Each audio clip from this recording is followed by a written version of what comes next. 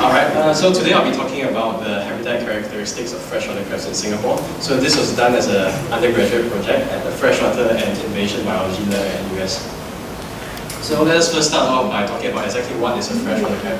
So there are Decapoda crustaceans that spend their entire life cycle in freshwater. So unlike marine crabs, these freshwater crabs don't have a planktonic phase. They don't have a planktonic larval phase. So instead they produce small numbers of relatively large eggs that develop directly into juvenile crabs, which are like miniature versions of the adults. So you can see how the life cycle is different from that of a marine crab. So because of the lack of a planktonic phase, these freshwater crabs have a very limited capacity for dispersal, and they're usually restricted to very small geographic ranges, usually just like 1 or 2 river drainages, and they exhibit high levels of endemism, which means that the species are generally found within a very restricted locality and nowhere else in the world. So because of these characteristics, the freshwater crabs are very vulnerable to various sources of disturbance.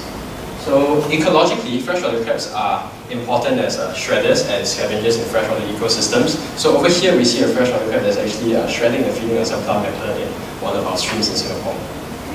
So over here in Singapore, we have 4 species of primary freshwater crabs that are native to our country, and they are the Johnson's freshwater crab, Amigalia johnsoni, Singapore freshwater crab, Johora singaporensis, the lowland freshwater crab, Paratelphusa maculata, and the swamp forest crab, Paratelphusa reticulata.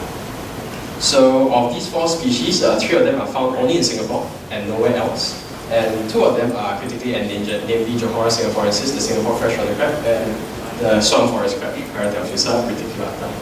So to tell these 4 crabs apart, the easiest way is probably, at least to me, is to look at the shape of their shell or carapace. And one particularly useful feature to look at would be these little projections at the side, which we call epibranchial teeth. So you look at the number and shape of the epibranchial teeth.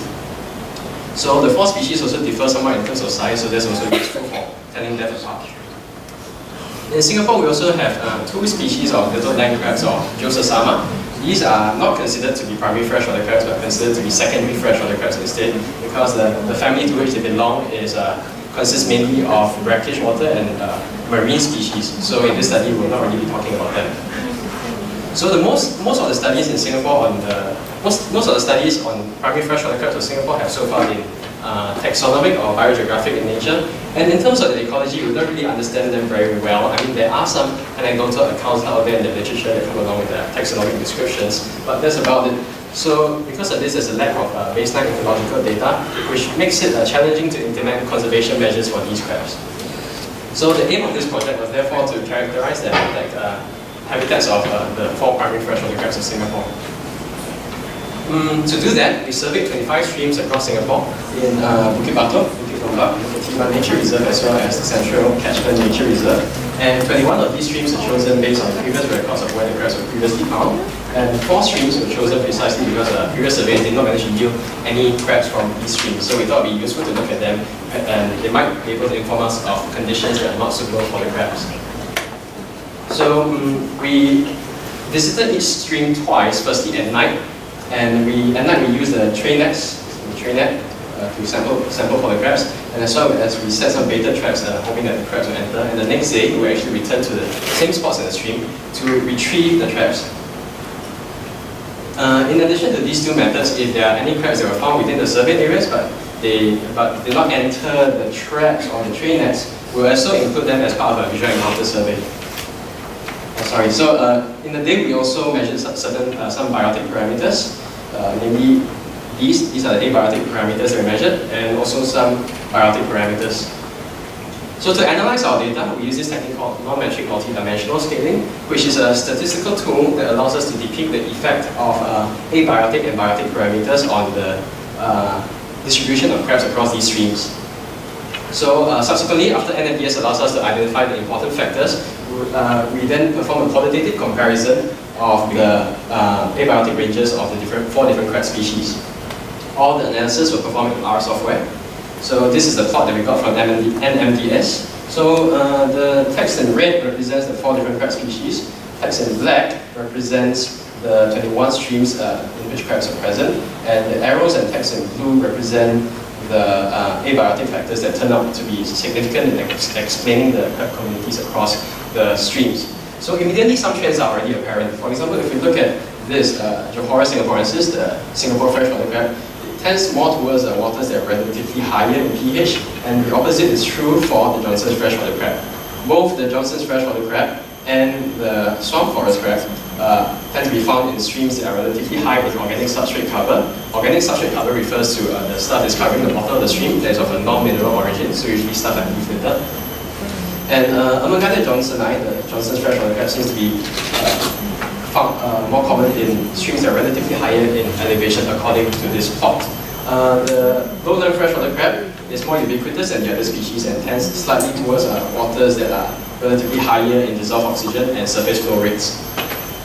So these are the 5 abiotic factors that turn out to be important, and we got the ranges of each species, and allows us to get a kind of a habitat profile for each of the crab species. So let us start off with the Johnson's freshwater crab, Amangata johnsoni. So this crab is usually found in acidic waters that is high in organic substrate cover, and I found that the dissolved oxygen content of these streams is generally quite moderate, which is a bit different from what the previous author found. This crab was previously found in rather poorly oxygenated waters. So I think that the disparity here might be due to a difference in sampling methodology between this study and the study of this other author.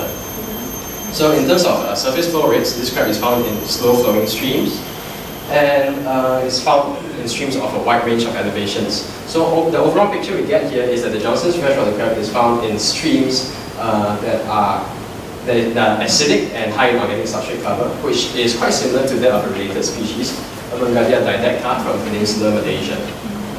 For the Singapore freshwater crab, Johora singaporensis, it is found in streams that are near neutral in pH with small amounts of organic substrate cover, and these streams are well oxygenated.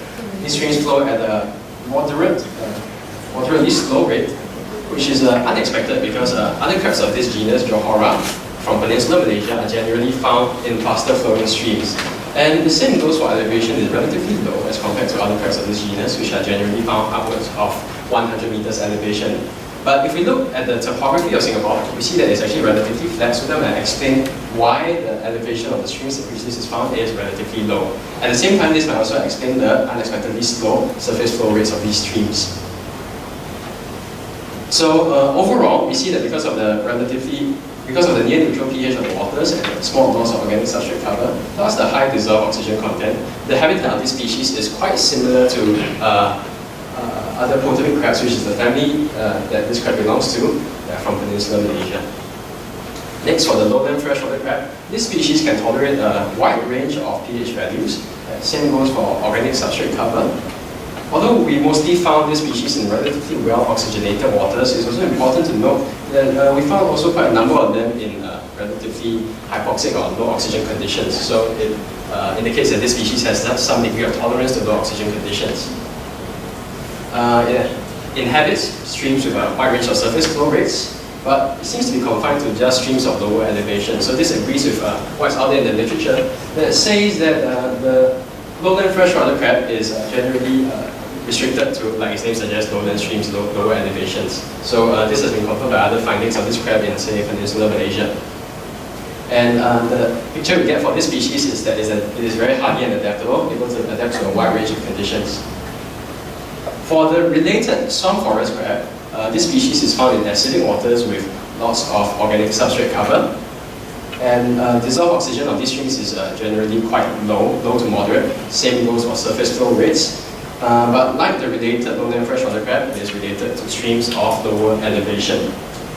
So we see that this is more specialized than the related lowland freshwater crab because of its the streams in which it's found are lower in pH and high in organic substrate cover.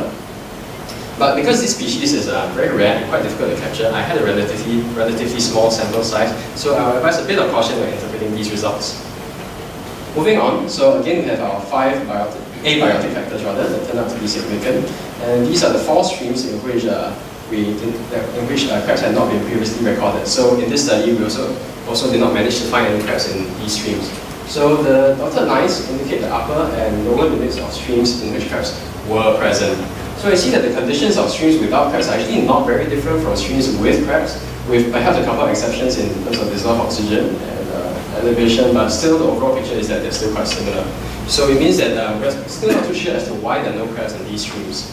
But we could speculate. For example, there might have been historical changes of land use that might have wiped out the crabs from these streams. But there's also the fact that these crabs have a lack of a planktonic phase, which might limit their dispersal capacities, and thus they're not present in these streams. So moving on to the implications of this study for freshwater crab conservation. Generally, the conservation of these crabs depends on us protecting rainforest streams that can maintain good water quality. But in Singapore, this is problematic and challenging because of large-scale urbanization, and the crabs face threats in the form of siltation, changes in drainage, as well as habitat degradation. So, especially when it comes to the two critically endangered species, the Singapore freshwater crab and the swamp forest crab, they have restricted distributions and they're very specialized in their requirements, which makes them very vulnerable to random and potentially catastrophic events. So if you guys recall, in February we had a prolonged dry spell that could impact the crabs negatively. So from this study, we see that the four species have differential habitat characteristics. So we cannot take a one-size-fits-all approach to conservation, and instead there's a need to preserve a whole range of stream habitats to ensure that all four species can survive and thrive. And this study also helps to inform translocation and reintroduction efforts because we know which streams might be more suitable to introduce the crabs to. And in terms of captive breeding, this study might give us a rough idea of what are the optimal conditions for these crabs, and therefore it's useful in that sense. So in conclusion, the freshwater crabs of Singapore show differential habitat characteristics, and the findings generally agree with the anecdotal accounts that are already out there in the literature. And therefore, these data help to contribute to a baseline set of ecological data for these crabs that I hope will be useful in informing conservation measures. So I'd like to thank these people for the project, of course, the support of staff and students of the lab, Dr. Roman for his help with the statistics, National Parks Board for the permits, as well as some information about Dr. Chai over there. And my field surveys would not be possible without the range of field helpers. So that's all. Any questions?